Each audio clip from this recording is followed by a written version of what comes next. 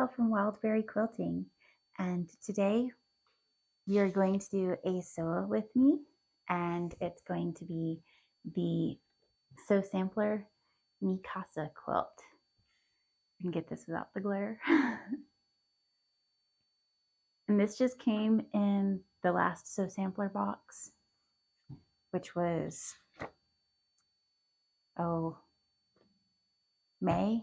I think the June one's the one that's coming. So yeah, that was the May box. So, all right, let's get started. I've already got everything cut and prepped.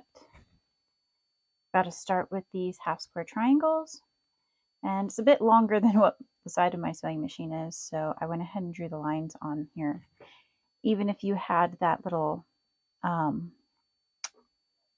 it seems so easy. I forget exactly what that's called. You would still want to have a line drawn on here. At least I would, because it's just not going to fit the edge of you're not going to have a guide here to line it up with, because it goes way over the edge. So what I'm doing is I drew that line and I'm sewing 1/4 of an inch to the left of that line.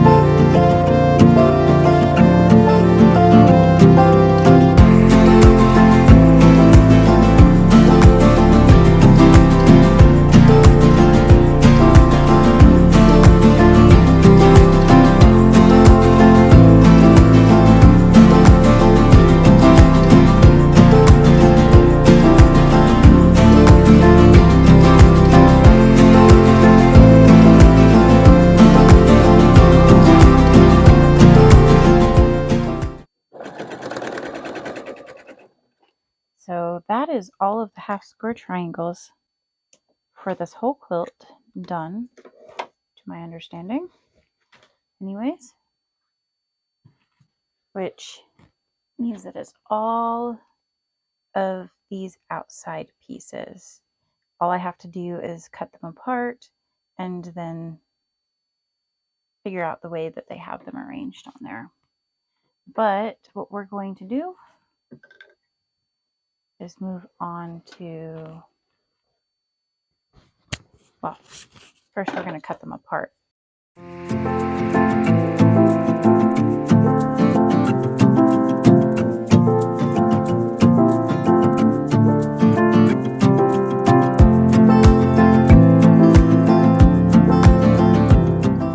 just going to stick those up there for now. And let's do the fun part, the house. Now, they had their house being blue with the yellow doors and window and the red roof, but I decided I was going to do a greenhouse with blue doors and windows and an orange roof, because, you know, that's our dream house, is doing a copper roof, and orange is as close to copper as I'm gonna get. So I figure that's it. Greenhouse, copper roof, orange in this case. I should probably look at this and see what the first step is. Let's see. We got the half square triangles done. We just got to trim those up. Oh, looks like they want us to do the chimney as the first thing. And, you know, I did not trim these down like I was supposed to. I thought this was going to be part of the border, so I just left it long to do at the end. That's fine. I can trim it down once I get done with this, and then I know that the block will be the right, that this particular one will be the right length. So, and this was just an extra one. I didn't need both of them. Wait a second. Why is... Oh, because this is O. Okay. Wrong one. So I need M, which thankfully has been trimmed down. M and H are going to go together.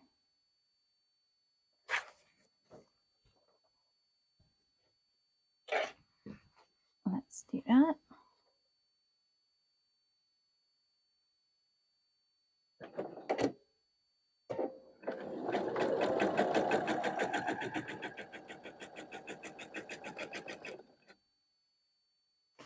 All right, so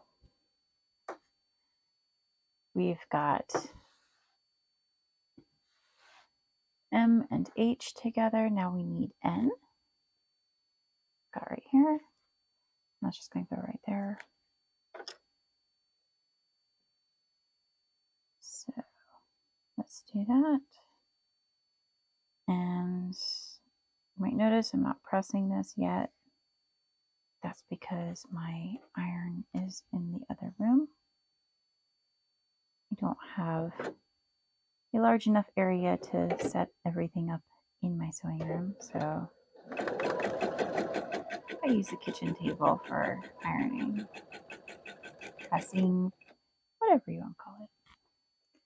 Now we need,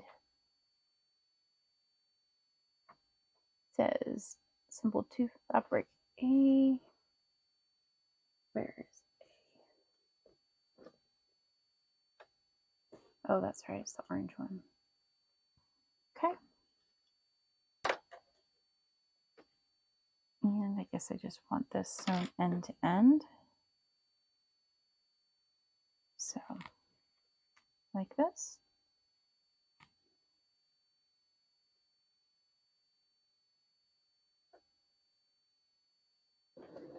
And if you're wondering why they didn't just tell me to use a longer piece, I believe that's because this came with 10-inch squares. So if you had this pattern and you're making it with fabrics other than what it came with, you should be able to just use a longer piece instead of cutting 2 of A. You would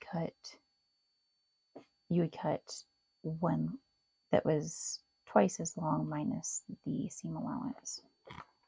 All right, so the next step includes a butt, or these A blocks, but rather than have to cut that, I'm just going to move on. It says D. We'll come back to that part. You need C. There's C. Oh, I've got a mess right here, don't I? This is normally more organized than this, but not today. Today, I guess I just wanted to be all over the place. All right. Some days you just got days like that, I guess. So, let's start with C and G.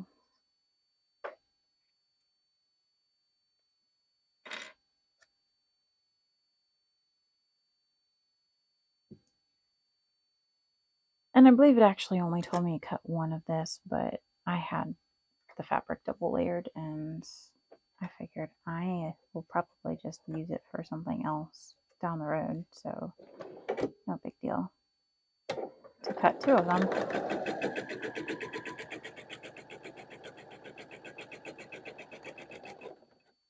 Sometimes it's almost easier to cut 2 than it is to cut 1. All right. So move that off to the side. Got this. And we want L.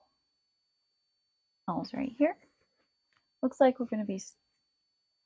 See, I know technically this is probably called snowballing, but to me this is like a gigantic flying yeast block. That's how I look at it. Which, I don't know, maybe that's silly, but that's what I see.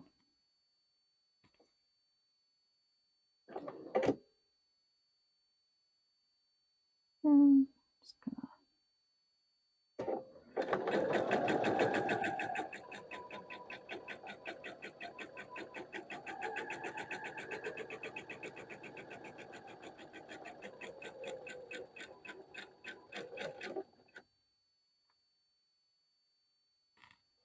And then we're back to this guy.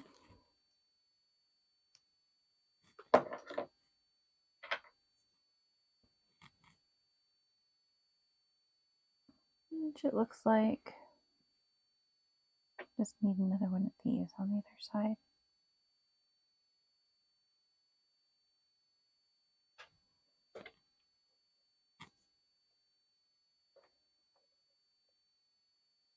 If you're wondering, I'm sitting here looking around my sewing machine because I got the pattern open up there.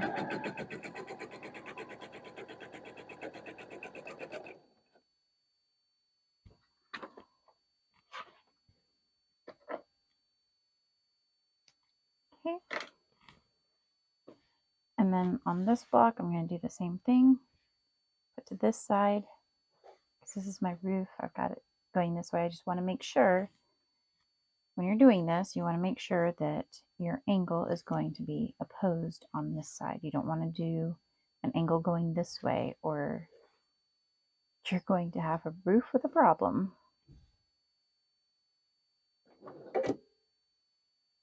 You'll have to call a roofer. Something's probably going to leak.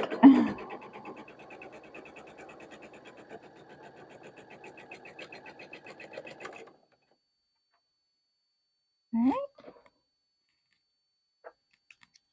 So now at this point, this is where I would say, now I need to go and press, because I'm not going to attach these pieces until these have been pressed. When I turned off the camera, I realized this is actually one of the window blocks and not an extra piece, so I did make the second one so I'd be able to press everything and have it all ready to go when I turn the camera back on. Just a tiny bit. And I will say, I was glad that I left that extra, that I did this scant 1/4 inch seam allowance. Oof. Although this looks like it's doing more than a 1/4 inch. Hold on a second, let's check that. Kind of have to get used to this because this is a new foot that I haven't had on my machine before. So let me just measure that and make sure it's doing 1/4 inch like I want it to. I have, you probably can't see this, so I'm going to put it down. I have like a great big long measuring tape sticker that is a yard that I bought to put on my table, and I just stuck it right down and it's worked great for me. I've been able to, I use it all the time. It keeps me from having to pull out like a little tiny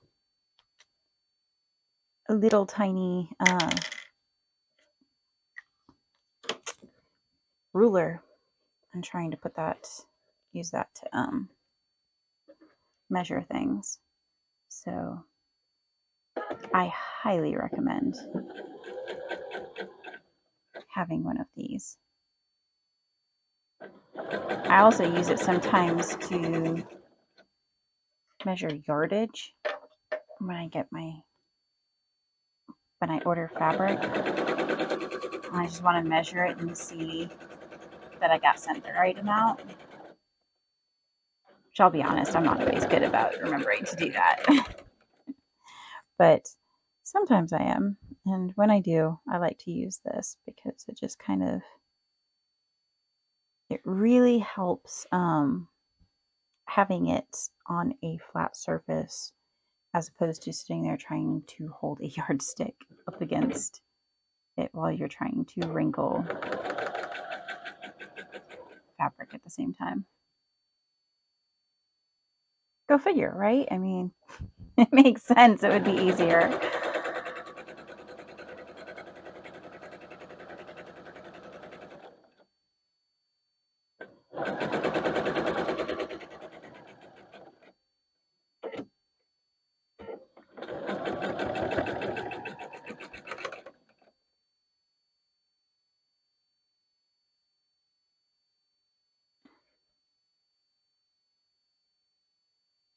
I always dislike it when I've got half square triangles and the 2 points have to come together.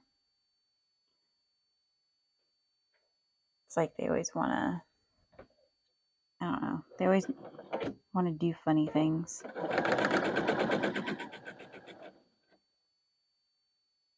And the funny things usually aren't the funny things that I want them to do, so.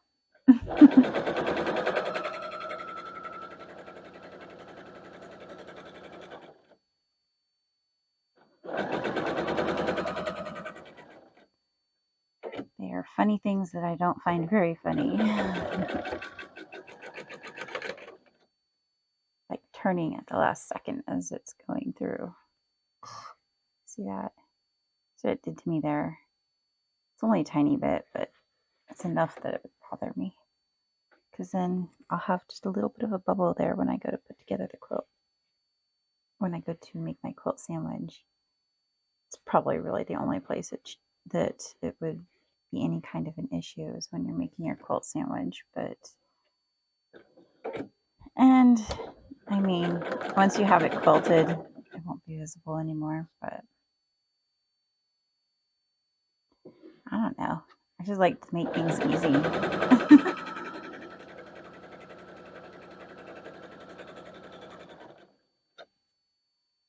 But I guess the alternative would be having a massive flying geese block there.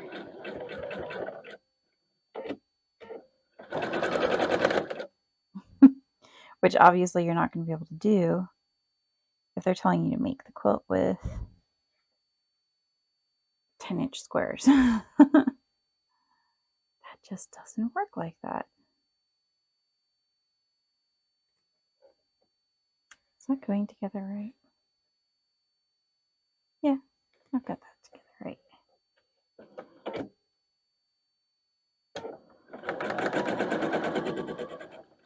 I will say that this is a very cute quilt, and with the size of the blocks, I feel like this is going to come together very quickly. I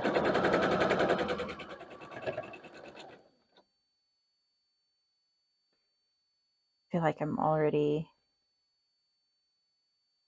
I know it's not halfway there, but I don't know, kind of feels like that because it's definitely coming together quickly.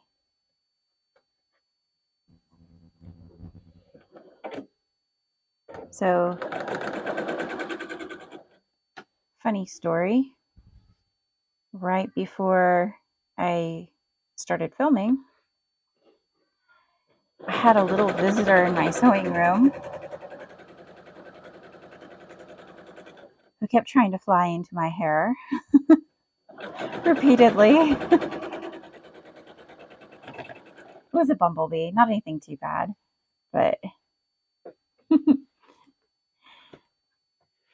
but it was very difficult to try to get her out because she was trying to stay up by the light, and she'd fly down just long enough to try and get in and fly at my head, and then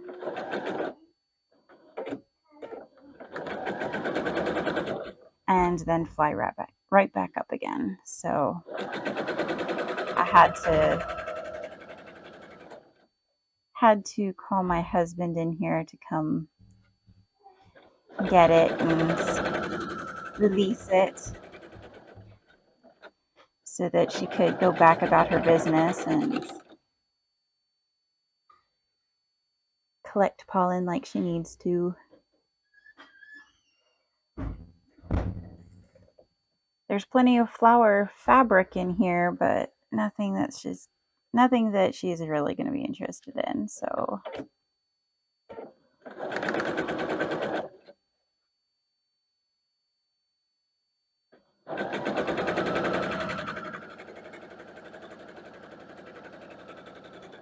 but he actually he asked me for a piece of paper to cover the jar once he was going to put her in.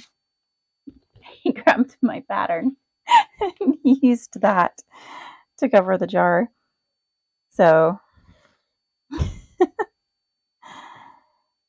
that was kind of funny. I don't know why I thought that was funny, but I did. Oh no, which way is that supposed to go? Like this. All right.